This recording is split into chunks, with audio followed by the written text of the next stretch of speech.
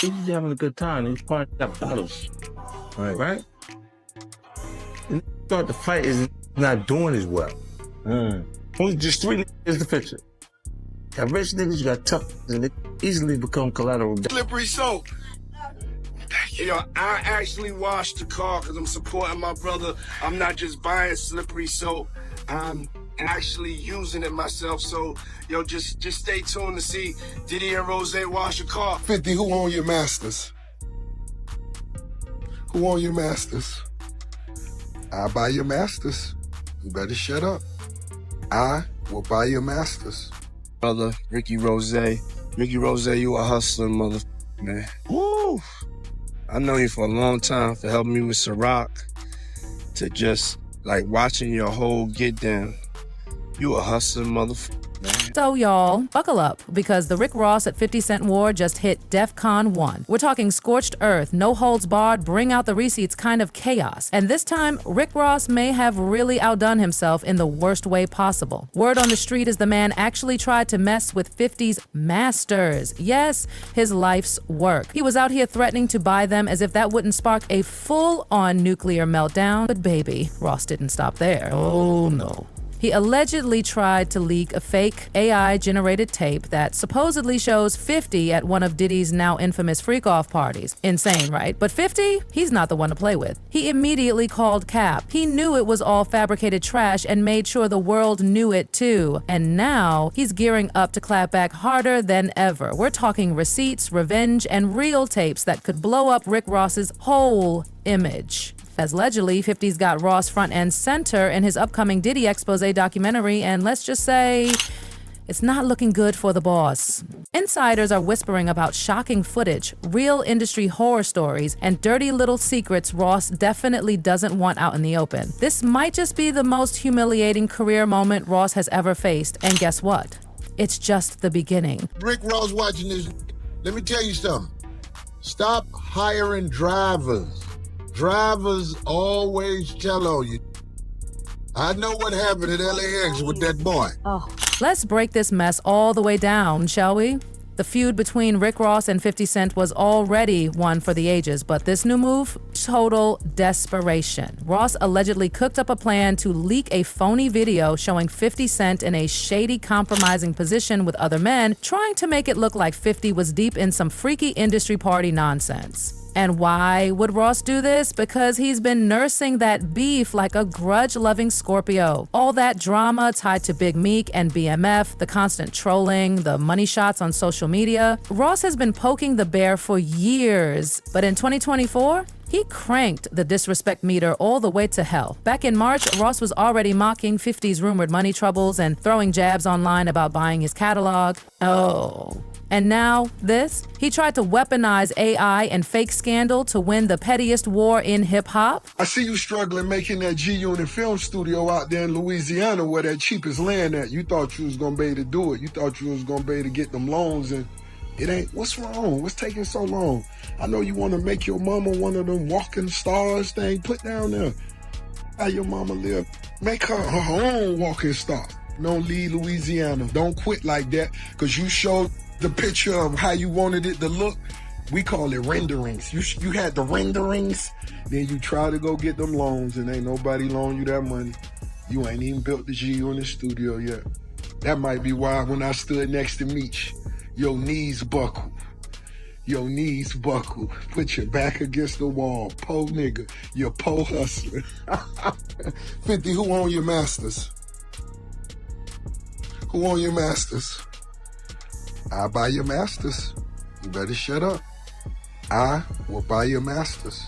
Ross thought he could out-troll 50 Cent? Boy, please. 50 invented the savage clapback, and once he caught wind of Ross' little deep fake stunt, he didn't just shut it down. He went straight savage mode. Word is, 50 got his hands on a real tape that shows Rick Ross in a very compromising situation, and it's allegedly tied to Diddy's secret parties. Insiders close to 50 are hinting that this footage might feature Ross caught red-handed participating in some downright scandalous behavior. Oh, and guess where it's going? Yep, right into 50's explosive Diddy documentary series. If that tape exists, baby, Ross is done. And don't forget, Those old rumors about Ross and Diddy being closer than close, they're resurfacing with a vengeance. Folks been giving them the side eye for years, but with Diddy's world collapsing under all these lawsuits and raid reports, the speculation is now a tsunami. Slippery soap.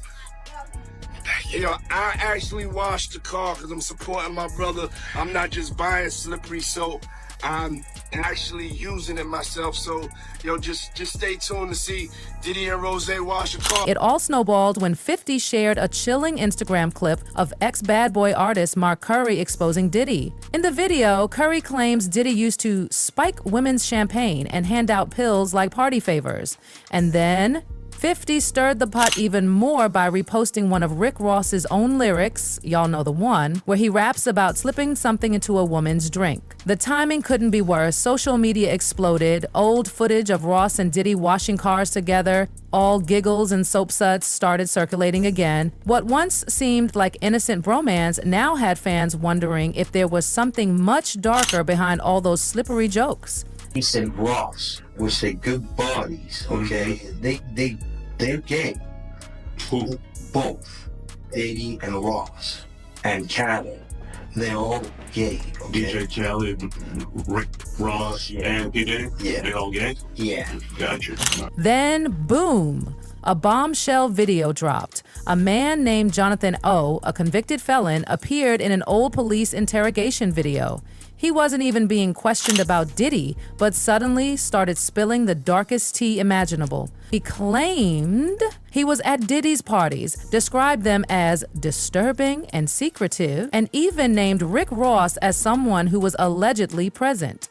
And that's not even the craziest part. He claimed Diddy belonged to some secret society called the Boule, what he described as the Black Illuminati. He said Diddy treated him like a slave, then paid him hush money. The claims were outlandish, but weirdly specific. And all of this came out years before Cassie filed her lawsuit. And oh yeah, Jonathan, he used to be an adult performer on the infamous Dancing Bear site. Cassie claimed Diddy made her go through disturbing freak-offs involving masked men. Suddenly, dots were connecting fast. They do satanic ritual, which is basically CIA mind programming techniques to their own family, kids, etc. on the crew, and they bond that way, okay? So they do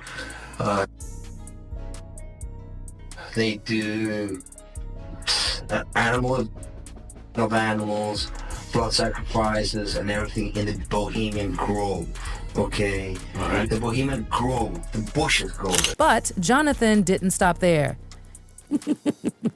He pushed the narrative way off the cliff. According to him, Diddy's parties were secret mind control rituals used by the Illuminati.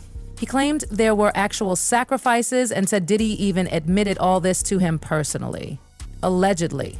How do I know this? Yeah, that's what I want to know. How do you know this? Do you know Sean Combs?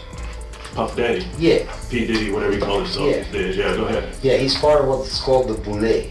The Boule is a branch of the Illuminati. Okay. It's the black people. Okay. I'm from Africa, so I'm not a racist. I had settlement with Sean, okay?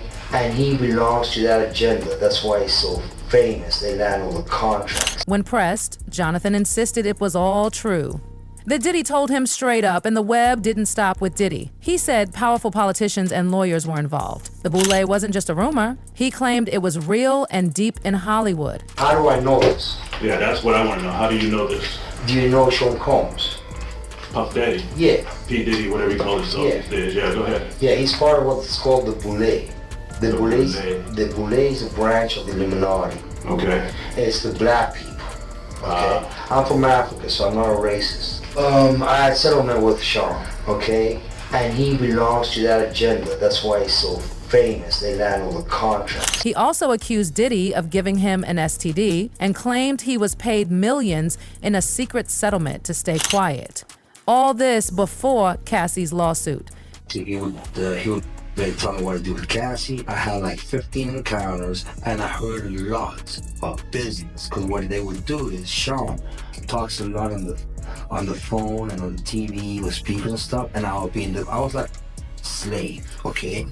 For them, that's what I was. That's all right? What freaked everyone out? The timing. Jonathan made all these claims years before Cassie confirmed similar stories, and after the interrogation, Jonathan vanished. No public record, no updates, gone like a ghost. Meanwhile, Ross, who's usually loud as a megaphone, suddenly went radio silent on anything Diddy.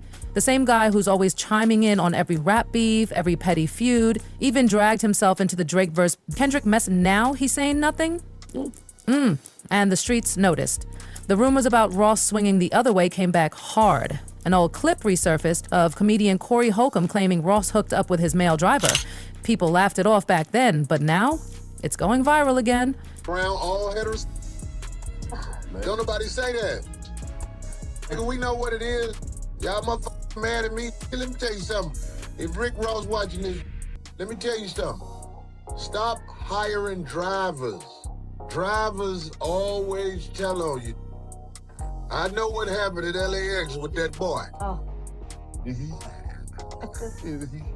And that's And not that's the- my So if even half of these stories are true, 50's about to unleash nuclear revenge. This isn't just some diss track moment. This is an expose years in the making. Their beef is legendary. It all started way back in 2008 at the BET Awards when Ross said he didn't like the way 50 looked at him. Yes, that's how it began. But then Ross dropped mafia music and crossed the line by referencing the fire at the home of 50's baby mama. Real grimy. 50, of course, responded with Officer Ricky, the diss track that completely roasted Ross for being a former corrections officer. And that leaked photo of Ross in his COVID uniform, 50 plastered it everywhere. Ross tried to act like it was fake until 50 made sure the world knew it was very real. Deciding to f your life up. Rick, bro, I'm gonna f your life up. For fun. 50 took the beef nuclear. He launched animated Officer Ricky cartoons every Saturday. People lived for it. You think you lost your shoe deal because of me? Yes, It's because you're a cop, Rick. Nobody likes the cops, Rick. It's not my fault. boss. Then he flew Ross's baby mama, Tia Kemp, out and took her on a luxury shopping spree, all while she trashed Ross on camera. Pure pettiness. You know Rick, while he was working in law enforcement. He was a correction officer. So we're clear he was a correctional officer. Yes, he was. And let's not forget the messiest move of all. 50 somehow got a private tape of Ross's other baby mama, Lastanya Leviston, with her ex, dubbed his own voice over it, and leaked it. And yeah, that stunt cost him $7 million, 0 cents in court. Ross kept dropping disses even after that. Then when he suffered 2 seizures in 2011, 50 had 0 sympathy. Not a text, not a tweet, nothing.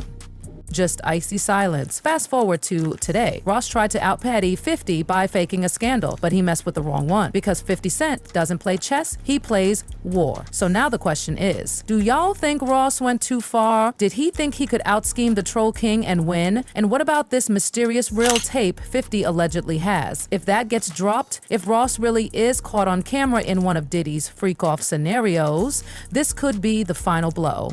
Desmond the Knockout, the career killer. Let us know what you think in the comments, because this saga is far from over. One thing's for sure, 50 Cent ain't done yet.